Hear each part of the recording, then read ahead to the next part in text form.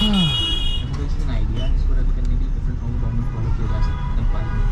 हाँ तो very true बच्चे, सही बोल रहे हो। अरे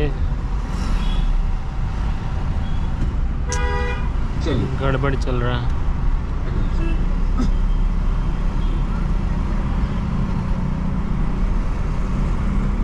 लिबरल सोशल और हाँ बता दो। चलो आ जाओ, अब बात करते हैं सबसे पहले parliamentary form of government and presidency, इस पे बात करते हैं राइट। तो दोनों के बीच का डिफरेंस इज बेस्ड ऑन उसका कि एग्जीक्यूटिव एंड लेजिस्लेचर कैसा रिलेशन इंस्क्राइब करता है। हमारे यहाँ पे पार्लियामेंट्री फॉर्म ऑफ गवर्नमेंट है और हमने बोला कि भाई प्रिंसिपल है कौन सा, फ्यूजन ऑफ पावर का। What do you mean by fusion of powers? This means तो हमारे भारत में होता क्या है, जैसे अभी इलेक्शंस का टाइम है, इलेक्शंस के टाइम में हम लोग क्या चुनते हैं, हम लोग अपने एमपी चुनते हैं और हमारे यहाँ पे पार्टी सिस्टम है।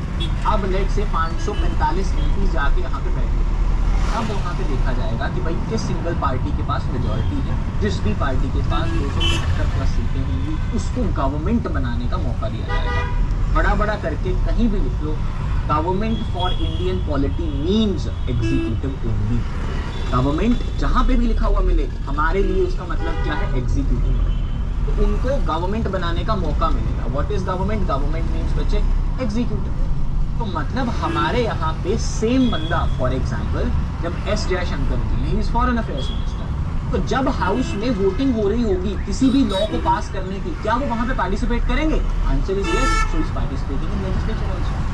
But at the same time if that thing is related, या वो जो कानून पास हो रहा है वो किसी फॉरेन अफेयर की चीज के साथ रिलेटेड है, जब वो बन जाएगा being a foreign affairs minister वो उसको इम्प्लीमेंट भी करेंगे। So at same point he will be government also and legislature. तो हमारे यहाँ पे इसलिए बोला जाता है।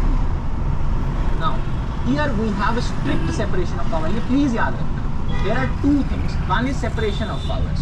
अब सेपरेशन ऑफ पावर्स तो इंडिया में भी है यार, जयशंकर जी के पास एग्जीक्यूटिव वाला काम भी है, लेजिस्लेचर वाला काम भी है। उनकी पावर सेपरेटेड है कि भाई लेजिस्लेटिव कैपेसिटी में आप ये कर पाओगे, एग्जीक्यूटिव कैपेसिटी में आप ये कर पाओगे। लेकिन दिस इज लाइक, मान लो क्लास में दो बच्चे, ठीक है, मैंने दोनों को बोला कि भाई this is your assignment, this is your assignment, तुम अपना पूरा करो, तुम अपना पूरा करो, बीच में कोई किसी की मदद नहीं करे। Powers are separated but this is strict separation. यहाँ पे मैं दो बच्चों को असाइनमेंट दूँ, बोलूँ भाई ये तुम्हारी असाइनमेंट है, ये तुम्हारी असाइनमेंट, तुम अपनी करो, तुम अपनी करो, लेकिन बीच में if he needs your help you help him, if she needs your help you help. ठीक है, तो this is what separation of powers. India में there is principle of separation, not strict separation. United States of America में we have principle of strict separation. Understood?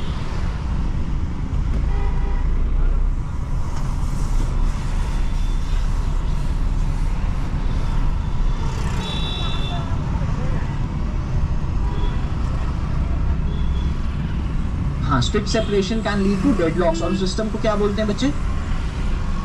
Gridlock system. It is called as gridlock system.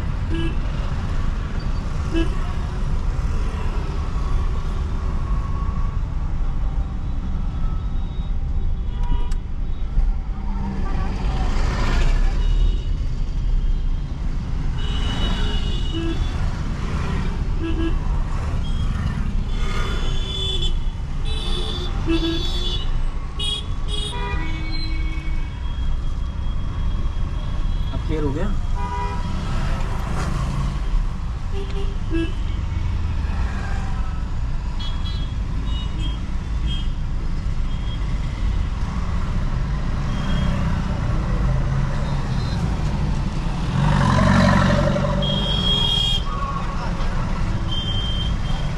चलिए ठीक है, उसके बाद next thing is, अगला difference दोनों में ये है, अगर हम पार्लियामेंट्री फॉर्म ऑफ गवर्नमेंट की बात करें, यूपीएससी गिव्स अ स्टेटमेंट कि भाई पार्लियामेंट्री फॉर्म ऑफ गवर्नमेंट ज़्यादा स्टेबल नहीं होता है, आंसर नहीं stable. Presidential system is more stable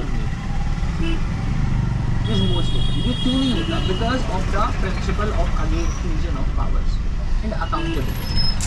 हमारे यहाँ पे let say there is one thing called as executive which is the government, मतलब मिनिस्टर लोग हो गए, और दूसरा लेजिस्लेचर जिसमें नॉर्मल एमपीज और ऑपोजिशन होगी। अब let say if executive resign today, they resign ना, मान लो रिजाइन दे दिया उन्होंने, तो government of the day will fall, legislature will go out.